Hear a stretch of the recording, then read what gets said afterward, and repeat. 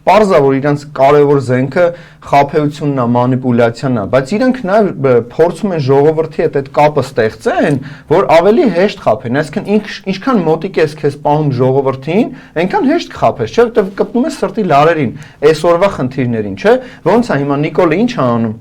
Խաբում է, ասում է, ես որ խաղաղություն բերեմ Հայաստանի Հանրապետությանը, մի հատ էլ Թուրքիա եւ Ադրբեջանի տնտեսական ներդրումները բերեմ որպես ներդրում Հայաստան, դուք ավելի լավ կապրեք։ Այսինքն ինքը թիրախավորում է այն քաղաքացիներին, ովքեր որ ուզում են ավելի լավ ապրեն։ Իսկ այդ մեծամասնությունն է, այսինքն պարզ է, չէ՞ որ Հայաստանի Հանրապետությունում մեծամասնությունը, ասենք 2 եւ ավել միլիոն լավ չի ապրում, որ ինքը ասի, եղբայր ջան, ես հիմա էլ եմ լավ ապրում, ինձ պետք չի Թուրքիայի ներդրում։ Այսինքն յուրաքանչյուր առևտրական փափագում է, որ մի ավել ապրանք բերի,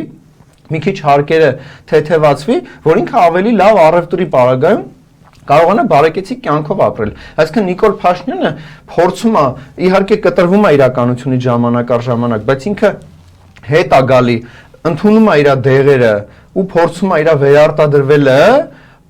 կապի ժողովրդի հոգսերի հետ, ոնց որ ժամանակին 18 թվականին ասում էր բոլորը վարկերի տակ են, այ տեսեք ձեզ կեղեքում են, թալանում են եւ այլն, բայց հիմա փաստացի, եթե հետ տանք ժամանակագրություն ու հարաբերակցությունը նայենք, այս պահին տուգանքի մատերիալ է Հայաստանի Հանրապետության յուրաքանչյուր քաղաքացի, կապ չունի կլինի հարկատու, սովորական քաղաքացի, տաքսուվարորդ եւ այսպես շարունակ։ Իսկ այն ժամանակ ինքը համոզում էր ժողովրդին, որ էլ սրանից են կողմ պիկին է, այսինքն տուգանքի մատերիալ են, բոլորը վարկերի տակ են, այս խնդիրները անլուծելի է, եթե իշխանապողություն չլինի, Հայաստանի Հանրապետություն էլ չի մնա